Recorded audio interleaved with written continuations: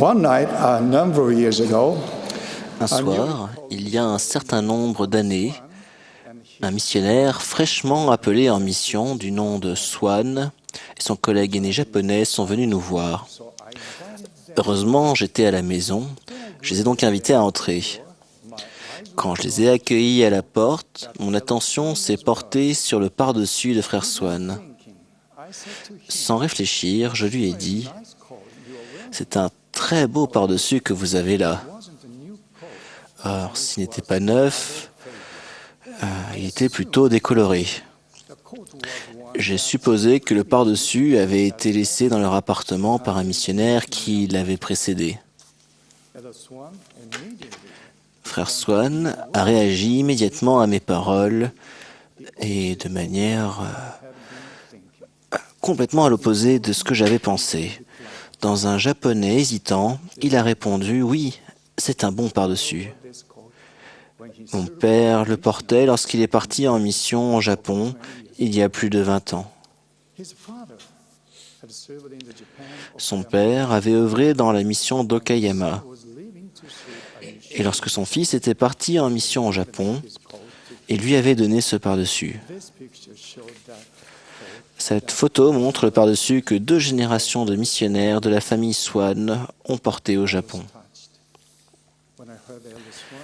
J'ai été touché lorsque j'ai entendu les paroles de frère Swan et je comprenais maintenant pourquoi il portait le par-dessus de son père en faisant du prosélytisme. Il avait commencé sa mission avec l'amour qu'il avait hérité de son père envers le Japon et son peuple. Je suis sûr que certains d'entre vous ont vécu quelque chose de semblable. Un certain nombre de missionnaires qui œuvrent au Japon m'ont dit que leur père, leur mère, leur grand-père ou leurs oncles étaient aussi partis en mission au Japon. Je voudrais exprimer mon amour, mon respect et ma reconnaissance sincère à tous les anciens missionnaires qui ont œuvré à travers le monde.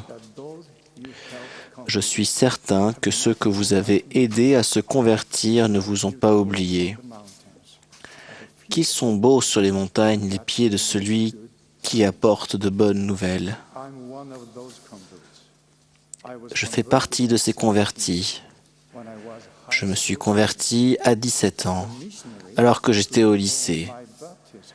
Le missionnaire qui m'a baptisé s'appelait frère Rupp et venait d'Idaho. Il a récemment été relevé de son appel de président de Puy en Idaho.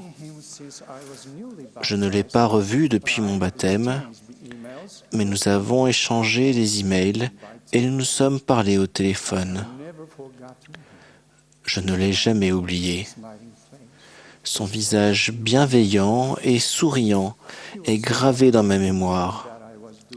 Il était si heureux d'apprendre que j'allais bien. À 17 ans, je n'avais pas vraiment une bonne compréhension des messages que les missionnaires m'enseignaient. Cependant, je ressentais quelque chose de particulier au sujet des missionnaires. Je voulais devenir comme eux, et je ressentais leur amour profond et indéfectible. Je voudrais vous parler du jour de mon baptême. C'était le 15 juillet et il faisait très chaud. Une femme s'est aussi fait baptiser ce jour-là. Les fonds baptismaux avaient été assemblés manuellement par les missionnaires et ne ressemblaient pas à grand-chose. Nous avons été confirmés juste après notre baptême. Frère Lloyd a tout d'abord confirmé une sœur. Je me suis assis à côté des autres membres, j'ai fermé les yeux et j'ai écouté en silence. Il l'a confirmé et s'est mis ensuite à lui donner une bénédiction. Toutefois, il s'est arrêté de parler. Alors j'ai ouvert les yeux et je les ai regardés intensément. Aujourd'hui encore, je me souviens très clairement de cette scène. Les larmes lui coulaient des yeux.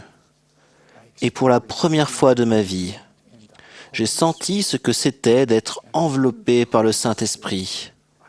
et par le Saint-Esprit, j'ai acquis la connaissance certaine que frère Lloyd nous aimait et que Dieu nous aimait. Cela a ensuite été à mon tour d'être confirmé. Frère Lloyd l'a fait aussi. Il a mis les mains sur ma tête pour me confirmer membre de l'Église, m'a octroyé le don du Saint-Esprit et a commencé ensuite à me donner une bénédiction.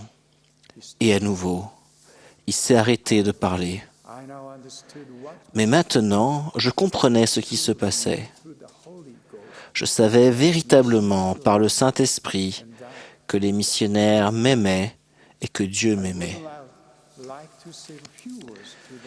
Je vais maintenant dire quelques mots aux missionnaires qui sont actuellement en service à travers le monde. Votre comportement et l'amour que vous manifestez à l'égard des autres sont des messages très importants. Bien que ne comprenant pas immédiatement toute la doctrine que les missionnaires m'enseignaient, je ressentais leur grand amour et leurs nombreux gestes de gentillesse m'enseignaient des leçons importantes. Votre message est un message d'amour, d'espérance et de foi. Votre comportement et vos actions favorisent la présence de l'Esprit. Et l'Esprit nous permet de comprendre ce qui est important.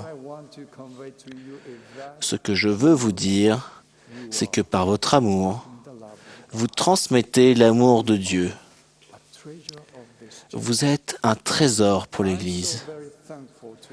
Je vous suis à tous extrêmement reconnaissant pour votre sacrifice et votre dévouement.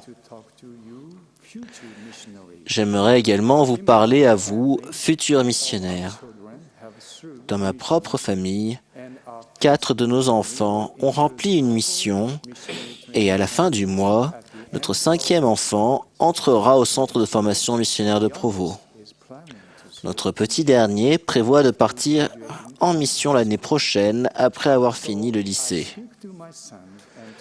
Je parle donc à mes fils et à vous tous qui vous préparez à partir en mission. Il vous faut apporter 3 choses en mission. Le désir de prêcher l'Évangile. Le Seigneur veut que vous recherchiez ses brebis et les trouviez.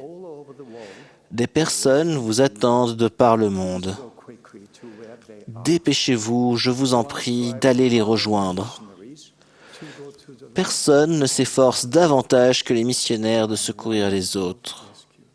Je suis l'un de ceux qui ont été secourus. 2. Développez votre témoignage.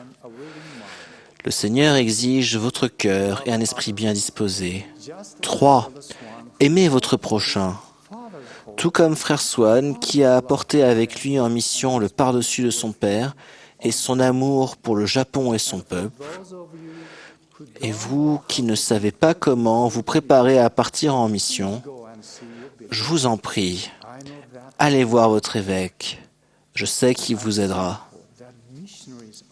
Je suis reconnaissant que les missionnaires soient appelés par le Seigneur, qu'ils répondent à cet appel et qu'ils œuvrent de par le monde. Permettez-moi de vous dire à tous, chers anciens missionnaires, que je suis vraiment reconnaissant pour tous vos efforts. Vous êtes un trésor pour l'Église. Et puissiez-vous toujours être des missionnaires et agir comme des disciples du Christ. Je témoigne que nous sommes les enfants de Dieu, notre Père, qui nous aime et qu'il a envoyé son Fils bien-aimé Jésus-Christ pour que nous puissions retourner en sa présence. Je dis ces choses au nom sacré de Jésus-Christ. Amen.